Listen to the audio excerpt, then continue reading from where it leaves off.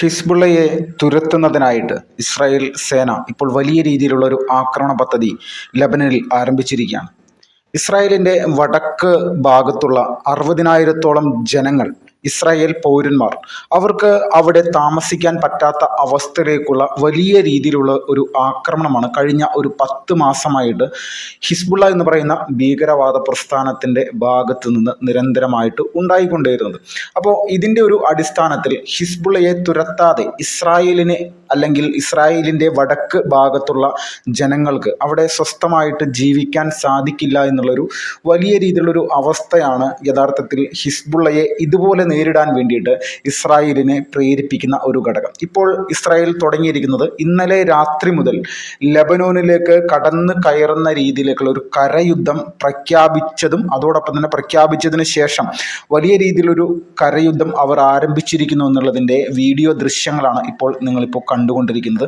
അത് കൃത്യമാണ്. ഒരു തരത്തിലും ഇനി ഹമാസിനെ പോലെ തന്നെ ഹിസ്ബുള്ളയെയും വെറുതെ വിടാൻ തങ്ങൾ തയ്യാറല്ല എന്നും പൂർണ്ണമായിട്ടും ലെബനോനിൽ നിന്ന് ഹിസ്ബുള്ളയെ തുടച്ചു നീക്കുന്നതിനായിട്ടുള്ള എല്ലാ രീതിയിലുള്ള സൈനിക നടപടിയും ഇസ്രായേലിൻ്റെ ഭാഗത്ത് നിന്ന് ഉണ്ടാകുമെന്നുള്ള രീതിയിലേക്കുള്ള വലിയ രീതിയിലുള്ള ഒരു പ്രസ്താവനയാണ് ഇസ്രായേലിൻ്റെ പ്രധാനമന്ത്രി ബെഞ്ചമിൻ നെതന്യാഹുവിൻ്റെ ഭാഗത്ത് നിന്ന് നിരന്തരമായിട്ട് ഉണ്ടായിക്കൊണ്ടിരിക്കുന്നത്. കഴിഞ്ഞ ദിവസമാണ് അദ്ദേഹം ഇറാനിലെ ജനങ്ങളോട് അഭിസംബോധന ചെയ്യുന്ന ഒരു വളരെ സുപ്രധാനമായിട്ടുള്ള ഒരു വാർത്ത പുറത്തു വന്നത്. സാധാരണ ഒരു രാജ്യത്തിൻ്റെ പ്രധാനമന്ത്രിയോ പ്രസിഡന്റോ ആ രാജ്യത്തെ ജനങ്ങളെ അഭിസംബോധന ചെയ്യുന്നതാണ് നമ്മളെല്ലാവരും കാണാറ്. അല്ലെങ്കിൽ ലോകത്തിന് മുഴുവൻ ഒരു സൂചന നൽകുന്ന രീതിയിലേക്ക് അമേരിക്കയുടെ പ്രസിഡന്റുമാരെല്ലാവരും ചില പ്രസ്താവനകളും ചില വീഡിയോകളൊക്കെ അവരുടെ പലപ്പോഴായിട്ട് പുറത്തേക്ക് വരാറുണ്ട്. പക്ഷേ വളരെ വ്യത്യസ്തമായിട്ടാണ് ഇസ്രായേലിൻ്റെ പ്രധാനമന്ത്രിയായിട്ടുള്ള ബെഞ്ചമിൻ നെതന്യാഹുവിൻ്റെ ഭാഗത്ത് നിന്ന് ഇറാൻ്റെ ജനങ്ങളോട് അല്ലെങ്കിൽ ഇറാനിൽ താമസിക്കുന്ന ഇറാനിയൻ പൗരന്മാരോട്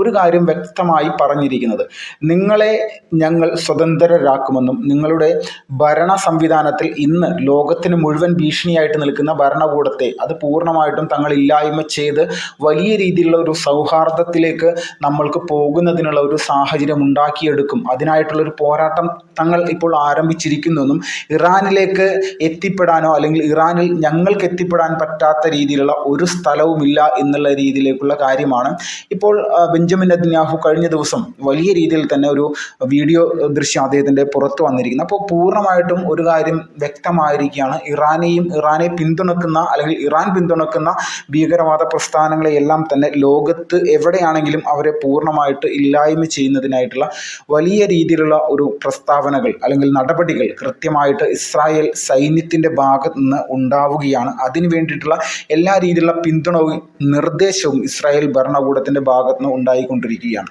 ഹിസ്ബുള്ളയുടെ തലവൻ മരിച്ചതിന് പിന്നാലെ നിരവധി ഭീകരവാദികളെയാണ് ഇസ്രായേൽ നിരന്തരമായിട്ട് കൊന്നൊടുക്കിക്കൊണ്ടിരിക്കുന്നത്. ഇതിനോടകം തന്നെ ഹൂത്തി ഭീകരന്മാരുടെ വലിയ ആക്രമണം അത് പൂർണ്ണമായിട്ടും ചെങ്കടലിൽ കൂടി കടന്നു പോകുന്ന ഓരോ കപ്പലുകൾക്ക് നേരെയായിരുന്നു കഴിഞ്ഞ ഒരു 8 മാസത്തിനിടയിൽ ഇവരുടെ വലിയ രീതിയിലുള്ള ആക്രമണം ഉണ്ടായിരുന്നു. ഇന്ത്യയിൽ നിന്ന് പോലും പോയ ഒരു കപ്പൽ ആക്രമിച്ച് കീഴ്പ്പെടുത്താൻ വേണ്ടിയുള്ള ശ്രമങ്ങൾ അവരുടെ ഭാഗത്ത് ഉണ്ടാവുകയും അതോടൊപ്പം തന്നെ ഒരു ബ്രിട്ടീഷ് കപ്പൽ പൂർണ്ണമായിട്ടും ഇസ്രായേലിലേക്ക് പോയത് എടുത്തുകൊണ്ട് അവർ അവരുടെ പ്രദേശത്തേക്ക് കൊണ്ടുപോയി അത് ഇപ്പോഴും വിട്ടുകൊടുക്കാൻ പറ്റാത്ത രീതിയിലേക്കുള്ള കാര്യങ്ങൾ വരെ ചെയ്ത ഒരു ഭീകരവാദ ഗ്രൂപ്പാണ് യമനിലെ ഹൂത്തികൾ എന്ന് പറയുന്നത്. അപ്പോൾ ഹൂത്തി ഭീകരവാദികൾക്കെതിരെയും പൂർണ്ണമായിട്ട് വലിയ രീതിയിലുള്ളൊരു ആക്രമണ പദ്ധതിയാണ് കഴിഞ്ഞ കുറച്ച് ദിവസങ്ങളായിട്ട് ഇസ്രായേലിൻ്റെ ഭാഗത്ത് നിന്ന് നിരന്തരമായിട്ട് ഉണ്ടായിക്കൊണ്ടിരിക്കുന്നത്.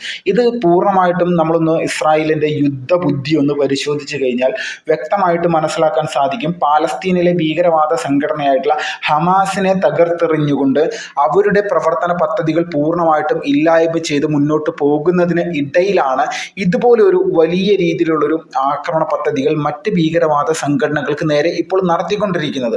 ഭീകരവാദ സംഘടന എന്ന് പറഞ്ഞാൽ നമ്മളെല്ലാവരും ഹമാസിനെ വലിയ രീതിയിൽ സപ്പോർട്ട് ചെയ്യുന്ന ഒരുപാട് ആളുകളെ നമ്മൾ ഈ കേരളത്തിൽ പോലും കണ്ടിട്ടുണ്ട്. ഈ ഹമാസിനെ സപ്പോർട്ട് ചെയ്യുന്ന ആളുകൾ പൂർണ്ണമായിട്ടും ഇതൊരു സുന്നി സംഘടനയാണ് എന്നുള്ളത് നമ്മൾക്കറിയാം.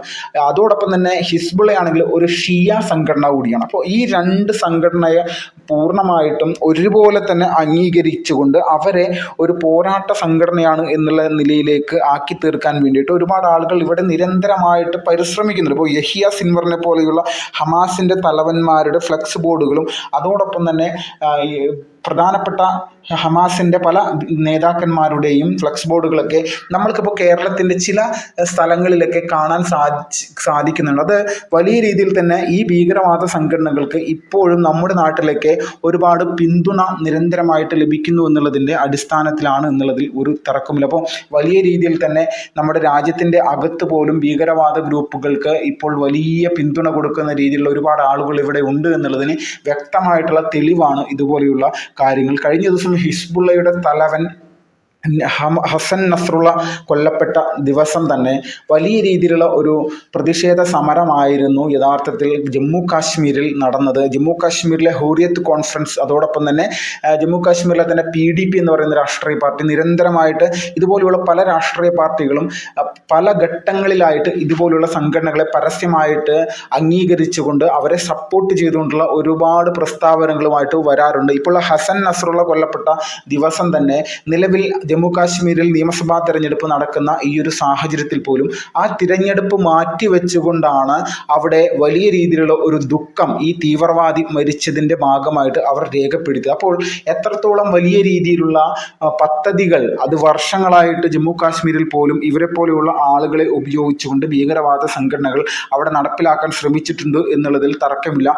അപ്പോൾ വലിയ തരത്തിലുള്ള ഭീകരവേട്ടയാണ് ഇന്ന് ഇസ്രായേൽ നടത്തിക്കൊണ്ടിരിക്കുന്നത്. ഇന്ത്യയിൽ പോലും ഈ പറയുന്ന മതമൗലികവാദികളായിട്ടുള്ള ഭീകരവാദ ഗ്രൂപ്പുകൾ ഇസ്രായേലിനെ നിരന്തരമായിട്ട് എതിർത്തുകൊണ്ട് അവർക്ക് എതിരെ പല പ്രോഗ്രാമുകളും സംഘടിപ്പിക്കാൻ വേണ്ടി നിരന്തരമായിട്ട് ശ്രമിച്ചുകൊണ്ടിരിക്കുക. അപ്പോൾ ഇതിൽ നിന്നെല്ലാം വ്യക്തമാണ് ലോകം മുഴുവനുള്ള ഭീകരവാദ ഗ്രൂപ്പുകൾക്ക് ഇന്ന് ഒരു തലവേദനയായിട്ട് ഇസ്രായേൽ മാറിയിരിക്കുകയാണ്. യമനിലായിക്കോട്ടെ, അതോടൊപ്പം തന്നെ പാലസ്തീനിലായിക്കോട്ടെ, വെസ്റ്റ് ബാങ്കിലായിക്കോട്ടെ, ഇറാനിലായിക്കോട്ടെ, ഇറാഖിലായിക്കോട്ടെ, സിറിയയിലായിക്കോട്ടെ, ഇവിടെ എവിടെ വേണമെങ്കിലും തങ്ങൾക്ക് പോയി തങ്ങളുടെ ഇരയെ തേടി പിടിച്ചുകൊണ്ട് അല്ലെങ്കിൽ വധിച്ചുകൊണ്ട് മുന്നോട്ട് വരാനുള്ള എല്ലാ രീതിയിലുള്ള സംവിധാനങ്ങളും തങ്ങളുടെ കയ്യിലുണ്ട് എന്ന് നിരന്തരമായിട്ട് തെളിയിച്ചിരിക്കുന്ന ഒരു രാജ്യമായിട്ട് ഇസ്രായേൽ മാറിയിരിക്കുകയാണ്. അപ്പോൾ ഭീകരവാദ ഗ്രൂപ്പുകൾക്ക് ഇനി ഉറക്കമില്ലാത്ത രാത്രികളാണ് എന്നുള്ളതിൻ്റെ ഉത്തമ ഉദാഹരണമായിട്ട് വേണം നമ്മൾക്ക് ഇസ്രായേലിൻ്റെ ഇപ്പോഴത്തെയുള്ള വലിയ രീതിയിലുള്ള പ്രവർത്തനങ്ങളിൽ നിന്ന് മനസ്സിലാക്കാനും ആ ചിന്താഗതി കൃത്യമായിട്ട് അവിടുത്തെ ജനങ്ങളെ ബോധ്യപ്പെടുത്തുന്നതിനായിട്ടും ഇസ്രായേൽ നിരന്തരമായിട്ട് പരിശ്രമിക്കുകയാണ്. ഇപ്പോൾ നമ്മളെല്ലാവരും വലിയ രീതിയിൽ തന്നെ കണ്ടുകൊണ്ടിരിക്കുന്ന മറ്റൊരു കാര്യം, എല്ലാ രാജ്യത്തും ആ രാജ്യത്തിൻ്റെ ഭരണപക്ഷവും പ്രതിപക്ഷവും പല തട്ടിലായിട്ട് നിന്നുകൊണ്ടാണ് ഓരോ വിഷയങ്ങളും കൈകാര്യം ചെയ്യുന്നത്. പക്ഷേ ഇസ്രായേലിൻ്റെ ഭരണ സംവിധാനവും പ്രതിപക്ഷ സംവിധാനവും എടുത്തു നോക്കിക്കഴിഞ്ഞാൽ അതിൽ ഏറ്റവും വലിയൊരു പ്രത്യേകത ഹമാസ് എന്ന് പറയുന്ന ഭീകരവാദ ഗ്രൂപ്പുകളെയും അതോടൊപ്പം തന്നെ ഹിസ്ബുള്ള എന്ന് പറയുന്ന ഭീകരവാദ ഗ്രൂപ്പിനെയും ഒരുപോലെ തന്നെ ആക്രമിച്ച് തീർക്കാൻ വേണ്ടിയിട്ട് അല്ലെങ്കിൽ ഇല്ലായ്മ ചെയ്യുന്നതിനായിട്ടുള്ള എല്ലാ തരത്തിലുമുള്ള പരിശ്രമങ്ങളും നിരന്തരമായിട്ട് നടത്തുന്നതിനുള്ള എല്ലാവിധ കാര്യങ്ങളും ചെയ്യുന്ന ഒരു രാജ്യമാണ് ഇസ്രായേൽ. അതിനെ ഭരണ പ്രതിപക്ഷ സഖ്യം എന്നൊന്നും ഇല്ല. എല്ലാവരും ഒറ്റക്കെട്ടായിട്ട് നിന്നുകൊണ്ട് ഭീകരവാദികളെ നശിപ്പിക്കുന്നതിനായിട്ടുള്ള നിരന്തരമായിട്ടുള്ള ശ്രമങ്ങൾ നടത്തി പോരുന്നു എന്ന് തന്നെ നമ്മൾക്ക് ഇതിൽ നിന്നെല്ലാം വ്യക്തമായിട്ട് മനസ്സിലാക്കാൻ സാധിക്കും.